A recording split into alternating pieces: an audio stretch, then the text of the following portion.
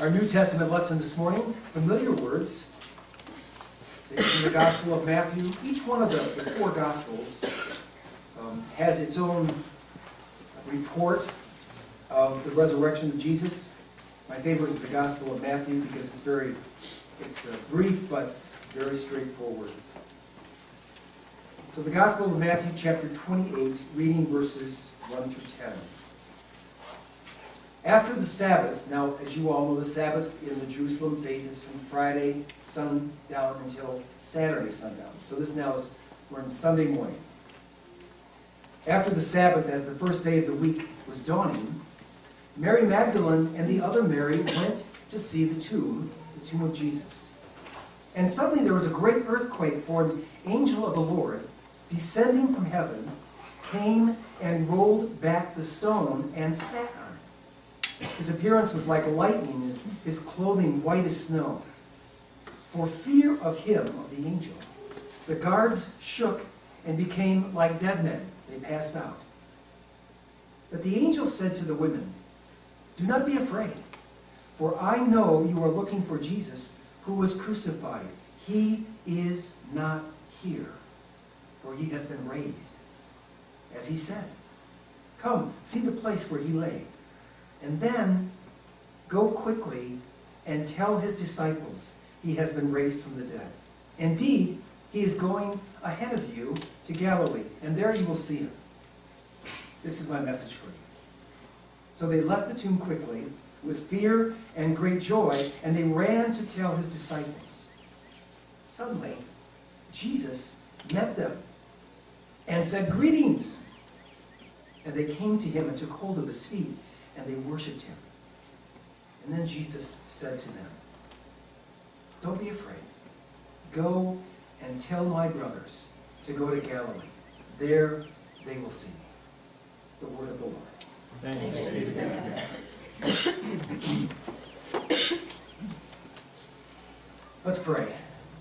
Gracious God, may the words of my mouth and the meditation of our hearts be acceptable in your sight, our strength and our Redeemer. Amen.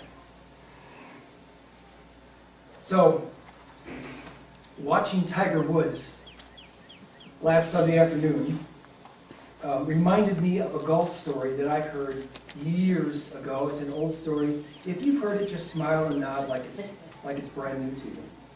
But I think it fits on Easter Sunday. It's about a minister who loved to play golf. In fact, he loved the game so much that he secretly got up every Sunday morning very early and sneaked out to the golf course to play 9 holes. And then after 9 holes, he would rush to the church to get there just in time for the worship service. Well, Peter, looking out the windows of heaven, decided this wasn't good behavior for a Sunday morning, especially not for a pastor. And so he went to the Lord. And he said, "Lord, I don't like what I'm seeing here." The Lord said, "Okay, I'll take care of you." The next Sunday morning, sure enough, the pastor was up with the sun and on the golf course bright and early, playing 9 holes before church. The 9th hole was a beautiful hole. The fairway was open. The pastor approached the ball. He had a beautiful drive right down the fairway, bounced down the green, and guess what? A hole in one. So Peter's watching from heaven, and he was irate. He immediately went to the Lord, and he said, "Lord, I don't understand. That's not punishment." To which the Lord replied, "Yes, it is. He got a hole in one, but he can't tell anybody about it." That would be torture, wouldn't it? For you golfers, if you get a hole in one and not being able to tell somebody, anybody, everybody. Well, in a sense, in a similar way, that's what Easter Sunday is for all of us who claim to be Christ followers. This is, every day of the year, sure, but Easter Sunday more than any other day, this is the day when we shout, "He is risen. He is risen indeed." So this morning, I know we've been here for a while, about 2 hours, and after you eat a meal, your eyes get kind of heavy. So let me try to keep you awake for a little bit longer this morning. Just a few quick thoughts on why something that happened 20 centuries ago still means a lot today.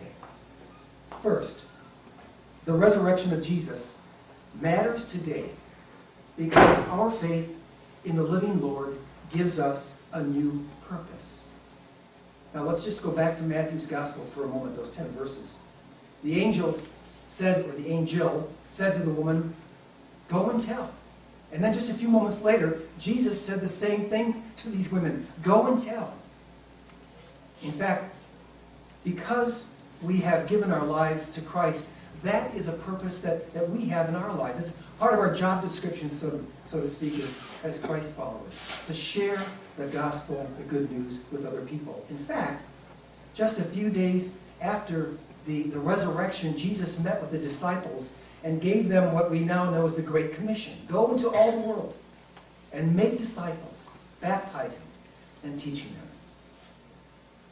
The resurrection that happened 20 years ago still has meaning today because it has given us a new purpose. Now, I want to pause here for a moment and say that I'm aware that we live in a politically correct culture, where even talking about our faith in public might be interpreted as a microaggression. When I was at the bank, back in my banking days, there was an unwritten rule that you dare never break. And that was, don't ever bring up religion with a customer, unless they bring it up first with you. You just don't talk about that kind of stuff. And it's difficult if you're a Christian and you know that we've been instructed to share our faith, to talk about Christ. It can be difficult in our modern culture where we don't want to offend anybody. But I will tell you that in all my years in banking, not one time did anyone complain when I said to them after a conversation, and I might say to them, I'll be praying for you this week. Nobody ever complained about that.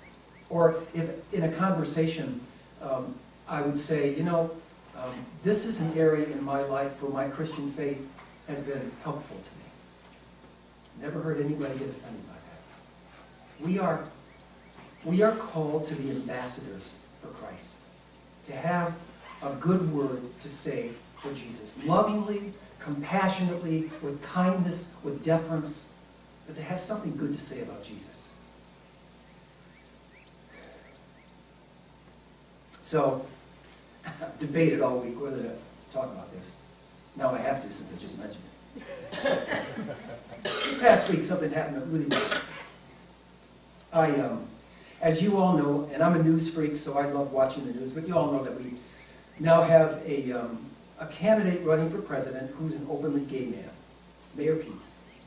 And he was speaking at a rally somewhere this past week, and a man in the crowd, more than one time, yelled out, "Sodom and Gomorrah," interrupting his speech by yelling, "Sodom and Gomorrah." Now, if you know anything about the Bible, you know exactly what that man meant when he said it to an openly gay candidate. You're going to hell because you're a homosexual. And look, people of faith differ on the LGBT issues. We differ. On same-sex marriages, we have different opinions. But can we agree that the angel and Jesus did not say, go and yell? They said, go and tell. With love and compassion, communicate the good news of Jesus. Don't be sending people to hell. That's just not the way it works. Can I get an amen for that? Yeah. We have a new purpose, and that purpose is to lovingly, respectfully, with deference and kindness, when the opportunity comes, to have a good word to say about Jesus. Okay. I'm preaching. Sorry, I'll back off. Second, that was the first. Second, we celebrate the resurrection of Jesus because faith in the risen Christ gives us a new peace. Again, back to the text. Matthew tells us that the angel said to the women, do not be afraid. And then just a few moments later, Jesus said the same thing. Don't be afraid. Another reason we celebrate the resurrection of Jesus that happened 20 centuries ago is because faith in him gives us a a way of dispelling our fears, gives us a peace. And by the way, that theme is all through the Bible. Psalm 27, God is my light and my salvation. Whom shall I fear? Psalm 34, I sought you, Lord, and you heard me. You delivered me from all my fears. At the birth of Jesus, the angels said to Mary and to Joseph and to the shepherds, don't be afraid. And in the upper room, when Jesus was in the process of saying goodbye to the disciples and they were very, very upset, this is what he said to them. Peace I leave with you. My peace I give unto you. Not as the world gives, give I unto you. Let not your hearts be troubled, neither let them be afraid. We celebrate the resurrection of Christ 20 centuries after it happened, because he still, to this day, gives us a peace that passes all understanding. There's an old saying, I've shared it with you before, but I say it to myself every so often. Fear knocked at my door. Faith answered. Nobody was there. Fear knocked at my door. Faith answered. No one was there. Okay, finally, the third, the last. The so what of Easter 20 centuries later is because Easter gives us a new perspective, a new purpose, a new peace, and a new perspective. Anybody here remember the name Yogi Berra? One of the greatest catchers of all time. I don't know how many World Series championships he won, but in the 50s and early 60s, Yogi Berra and Mickey Mantle and Roger Maris and Whitey Ford, and help me out, anybody know any of those team members? Anyway, one of the greatest baseball teams of all time. It was in the late 50s, and it was after one of their thrilling wins. They were playing the Boston Red Sox, their hated rivals. It was in the bottom of the ninth, Yankee Stadium, 2 outs, and somehow, almost miraculously, the Yankees managed to come back and win the game. And so it was in the locker room afterward, and they were celebrating, and there was this exuberance. One of the New York newspaper reporters approached Yogi Berra and started talking to him, and that's when Yogi Berra made that famous statement. You know what it is? It ain't over till it's over. Yeah, it ain't over till it's over.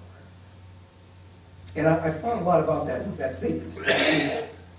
And when it comes to sports, it's absolutely right. It's not over until that last strike. It's not over until the clock ticks down to 0. It's not over until that little white ball falls into that cup on the 72nd hole. That's when it's over. And I confess that last Sunday afternoon, I was on the edge of my couch, as I think several million other people were, just watching Tiger Woods, that last 1-foot putt on the 72nd hole. Thanking God it was over. But as followers of Christ, it's different. We have a new perspective. Our God always has the last word. Jesus said, because I live, you will live also. Whoever believes in me shall never die. Yes, these bodies are going to get old and frail, and they're going to return to dust. But our souls, the core of who we are, our souls do not have an expiration date stamped on them anyplace. Our souls will live forever. The Apostle Paul wrote these words, O death, where is thy sting? O grave, where is your victory? The answer, there is none. It's not over even when it's over.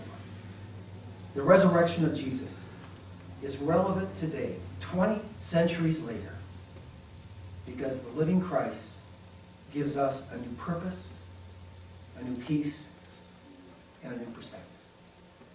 It ain't over even when it's over.